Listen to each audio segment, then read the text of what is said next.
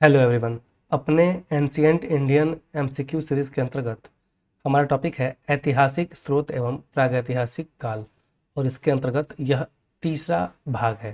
तो चलिए बिना किसी देरी के शुरुआत करते हैं अपने पहले प्रश्न के साथ।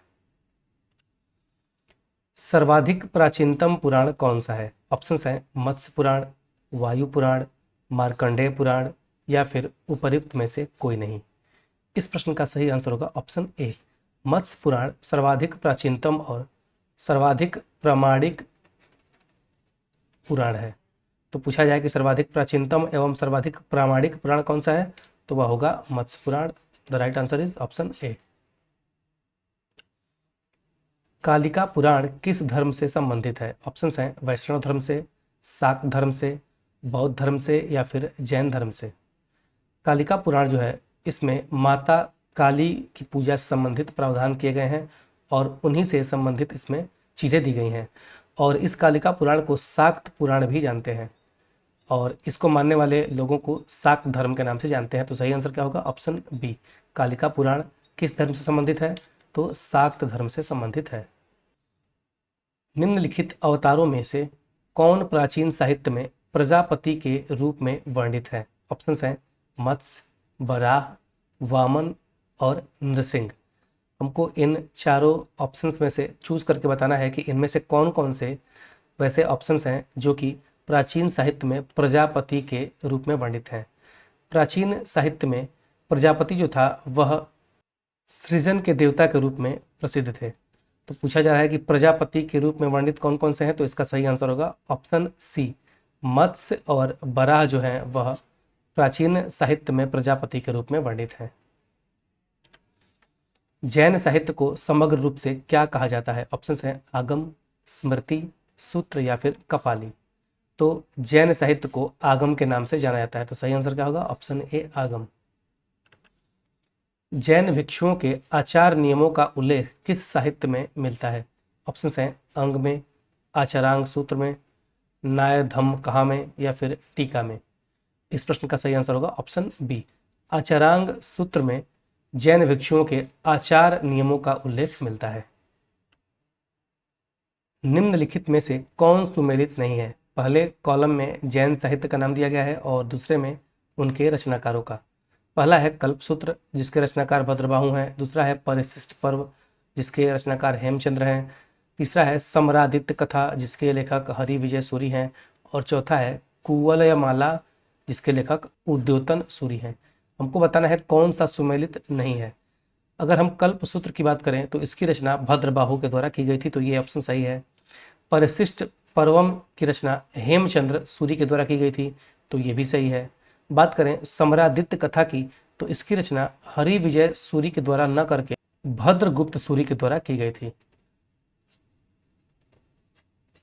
तो इस प्रकार से ये क्या होगा? तीसरा ऑप्शन गलत हो जाएगा और चौथा कुवलयमाला इसकी रचना उद्योतन सूरी के द्वारा की गई थी। तो पूछा जा रहा है कौन सा सुमेलित नहीं है, तो option C is the right answer. आपको इसके लेखक का नाम यह ध्यान रखना है। समरादित्य कथा के लेखक कौन है? भद्रगुप्त सूरी।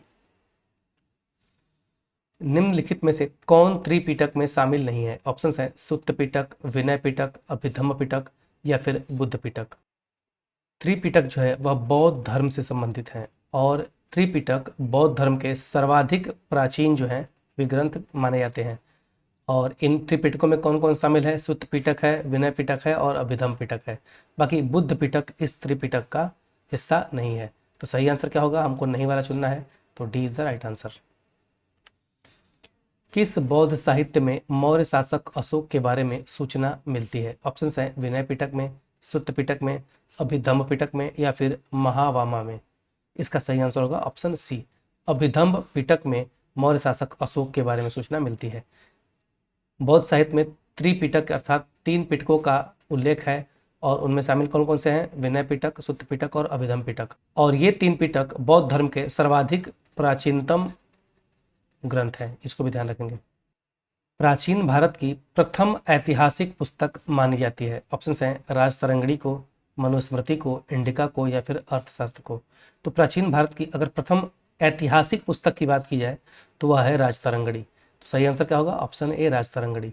इसकी रचना किसने की थी? इसकी रचना कल्हड़ के द्वारा की गई थी और इसकी रचना इन्होंने संस्कृत भाषा में की थी। और इसके साथ साथ इसमें क्या दिया गया है, तो इसमें कश्मीर के इतिहास का वर्णन है। तो ये सारी चीज़ें आप लोग राजतरंगिणी से संबंधित ध्यान रखेंगे कि इसकी रचना किसने की थी, तो कल्हड़ ने की थी। किस भाषा में की थी, संस्कृत भाषा में की थी। यह किस पर आधारित है, तो कश्मीर के इतिहास पर आधारित है। और इस प्रकार से भारत की प्रथम ऐतिहासिक पुस्तक राजतरंगिणी है। निम्नलिखित में से कौन सा ऐतिहासिक जीवन साहित्य नहीं है? ऑप्शन है दीपवंश, हर्षचरित, विक्रमांक देव या फिर पृथ्वीराज विजय। प्रश्न में पूछा जा रहा है कि कौन सा पुस्तक जो है इसमें से ऐतिहासिक जीवन साहित्य से संबंधित नहीं है, अर्थात इसमें से कौन सी पुस्तक है जो किसी के इतिहास से संबंधित नहीं है। सबसे पहले ऑप्शन की बात करें दीपवंश, तो दीपवंश में किसी भी शासक का इतिहास नहीं दिया गया है, तो पहले ऑप्शन क्या होगा, सही होगा। बात करें दूसरे की हर्षचरित की, तो इसमें हर्ष का इतिहास दिया गया है, तो ये नहीं हो सकता। वैसे ही विक्रमांक देव में विक्रमादित्य चतुर्थ के बारे में दिया गया है, तो ये भी नहीं हो सकता। वहीं पृथ्वीराज विजय में जो है पृथ्वीराज चौहान के बारे में दिया गया है, तो ये भी नहीं हो सकता। अर्थात हर्षचरित, विक्रमांक देव, पृथ्वीराज विजय, ये सभी ऐतिहासिक जीवन साहित्य से संबंधित हैं। तो सही आंसर क्या होगा, केवल एक। ए इज द राइट आंसर। केवल एक ऐसी पुस्तक है जो कि ऐतिहासिक जीवन साहित्य से संबंधित नहीं है। फाहियान की प्रसिद्ध रचना कौन सी है? फोक वो की, सी यू की, रिकॉर्ड ऑफ बुद्धिस्ट किंगडम या फिर ए और सी दोनों। इस प्रश्न का सही आंसर होगा ऑप्शन डी, फोक वो की और रिकॉर्ड ऑफ बुद्धिस्टिक किंगडम, ये दोनों ही फाहियान की प्रसिद्ध रचनाएं हैं। अगर पूछा जाए सी यू की किसकी रचना है, तो ये वेन स्वांग की रचना है, तो इसको भी ध्यान रखेंगे। निम्नलिखित में से कौन एक सुमेलित नहीं है? पहले कॉलम में विदेशी लेखकों का नाम दिया गया है और दूसरे में उनसे संबंधित रचनाएं। तो पहले ऑप्शन की बात करें तो हेरोडोटस ने हिस्टोरिका पुस्तक लिखी है, तो ये बात बिल्कुल सही है। और हमको चुनना कौन सा है जो सही नहीं है।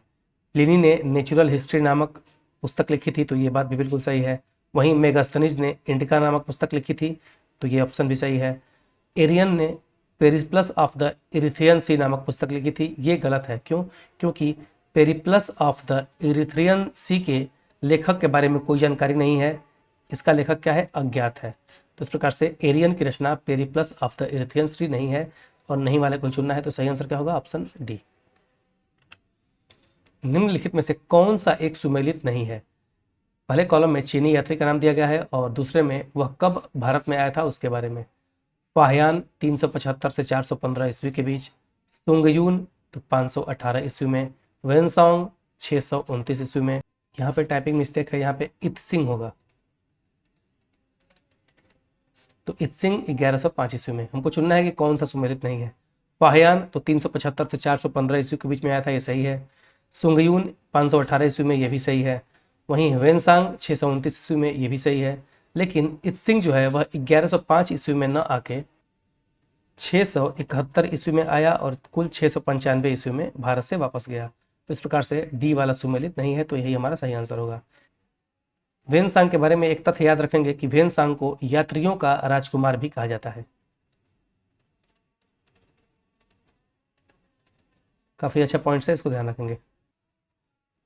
दिए गए कथनों पर विचार कीजिए। पहला कथन है सिकंदर के साथ निर्याकस भारत आया था और दूसरा कथन है डायोनिसियस रोम का यात्री था। उपयुक्त में से कौन सा से कथन सत्य है? सत्य वाले कथनों को हमको चुनना है। सबसे पहले स्टेटमेंट की बात करेंगे तो सिकंदर के साथ निर्याकस भारत आया था, तो ये स्टेटमेंट बिल्कुल सही है। निर्याकस सिकंदर का सेनापति था और यह सिकंदर के साथ ही भारत आया था। बात करें दूसरे स्टेटमेंट की तो डायोनिसियस रोम का यात्री था, ये स्टेटमेंट गलत है। क्यों? क्योंकि डायोनिसियस जो था वह रोम का यात्री नहीं बल्कि मिस्र का यात्री था। मिस्र के शासक टॉलमी फिलाडेल्फस,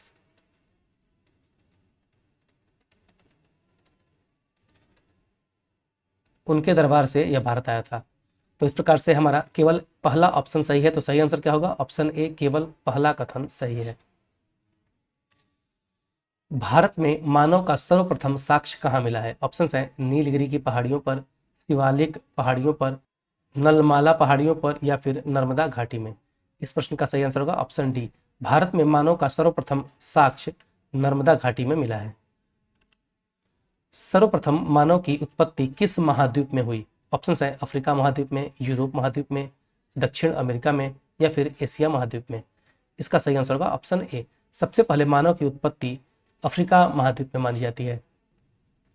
सबसे पहले का मानव सदृश प्राणी जो प्राग मानव होमो सैपियंस से प्रजाति रूप से भिन्न था उसे सामान्यतः जाना जाता है।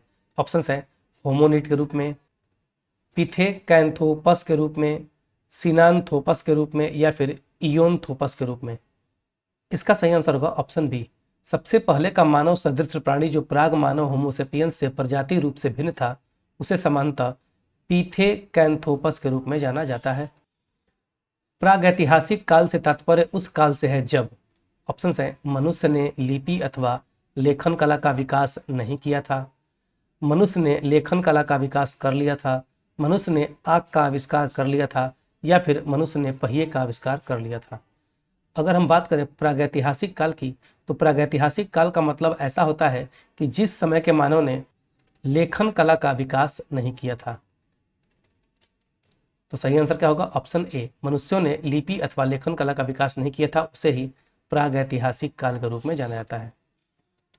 जिस काल की लिपि को पढ़ा नहीं जा सकता उसे क्या नाम दिया गया है? ऑप्शन है प्रागैतिहासिक काल, आद्य ऐतिहासिक काल, ऐतिहासिक काल या फिर इनमें से कोई नहीं। तो सबसे पहले ऑप्शन की बात करें तो प्रागैतिहासिक काल के बारे में मैंने पिछले स्लाइड में ही बताया कि इस समय मनुष्य ने लेखन कला का विकास नहीं किया था। आद्य ऐतिहासिक काल की बात करें तो इसके अंतर्गत वह इतिहास आता है जिसमें लेखन कला का विकास तो हो गया था लेकिन उसे अभी तक पढ़ा नहीं जा सका, तो उसे क्या कहा जाता है? आद्य ऐतिहासिक काल। अगर आद्य ऐतिहासिक काल के उदाहरण की बात करें तो सबसे अच्छा उदाहरण इसका है सिंधु घाटी की सभ्यता, जिसकी लिपियां तो प्राप्त हैं लेकिन उन्हें अभी तक पढ़ा नहीं जा सका है। तो इसलिए सिंधु घाटी की सभ्यता क्या है? आद्य ऐतिहासिक काल की सभ्यता है। ऐतिहासिक काल की सभ्यता क्या होती है?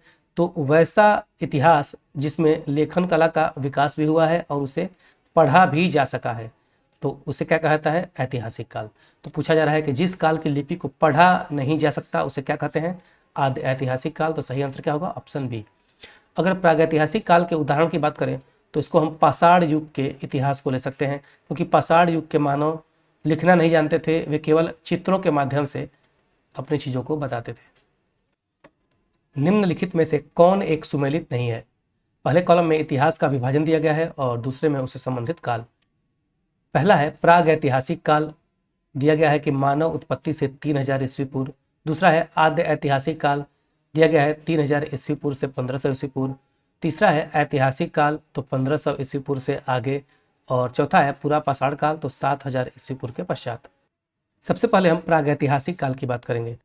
तो प्रागैतिहासिक काल का जो टाइम पीरियड है वह है मानव की उत्पत्ति से 3000 ईस्वी पूर्व तक के मानव इतिहास को प्रागैतिहासिक काल के अंतर्गत रखा गया है। वहीं आद्य ऐतिहासिक काल के अंतर्गत 3000 ईस्वी पूर्व से 1500 ईस्वी पूर्व तक के इतिहास को रखा गया है और इसके अंतर्गत ही सिंधु सभ्यता आती है। वहीं ऐतिहासिक काल के अंतर्गत 1500 ईस्वी पूर्व से अब तक जो चल रहा है वह ऐतिहासिक युग के अंतर्गत ही आता है। और यह कहाँ से शुरू होता है? आर्य सभ्यता से शुरुआत होता है या फिर वैदिक सभ्यता से इसकी शुरुआत होती है। बात करें पूरा पाषाण काल की तो 7000 ईस्वी पूर्व के पश्चात के काल इसमें नहीं आते, बल्कि इसमें लगभग 2.5 लाख वर्षों से लेके 10,000 वर्ष पहले तक के इतिहास, अर्थात 2.5 लाख ईस्वी पूर्व से लेके 10,000 ईस्वी पूर्व तक के इतिहास को पूरा पाषाण काल के अंतर्गत रखा गया है। तो इस प्रकार से डी वाला सुमेलित नहीं है। तो सही आंसर क्या होगा? Option D. Robert Bruce foot थे, कौन थे? एक भूगर्भ वैज्ञानिक थे, पुरातत्वविद थे, वनस्पति शास्त्री थे या फिर ए और बी दोनों? तो रॉबर्ट ब्रूस फुट जो थे वह एक भूगर्भ वैज्ञानिक भी थे और एक पुरातत्वविद भी थे। तो सही आंसर क्या होगा? ऑप्शन ए और बी दोनों। D is the right answer. भारतीय पुरातत्व का जनक किसे कहा जाता है? ऑप्शन है अलेक्जेंडर कनिंघम को, जॉन मार्शल को, मार्टिमर व्हीलर को या फिर जेम्स प्रिंसेप को। इसका सही आंसर होगा ऑप्शन ए। अलेक्जेंडर कनिंघम को भारतीय पुरातत्व का जनक कहा जाता है। इतिहास के आरंभिक काल को निम्नलिखित में से क्या कहा जाता है? ऑप्शन है पूरा पाषाण काल, मध्य पाषाण काल, लघु पाषाण काल या फिर नव पाषाण काल। इसका सही आंसर होगा ऑप्शन ए। पूरा पाषाण काल को इतिहास का आरंभिक काल के रूप में जानते हैं। इस समय इंसान जो था वह पत्थरों के औजारों का प्रयोग करता था। तो आज के लिए बस इतना ही। अगर वीडियो पसंद आता है तो जितना हो सके इसको अपने दोस्तों के साथ शेयर करें, अपने स्टडी ग्रुप में शेयर करें, और चैनल को अभी तक सब्सक्राइब नहीं किया है तो सब्सक्राइब जरूर करें। मिलते हैं अगले वीडियो में इसके अगले पार्ट के साथ। Thank you.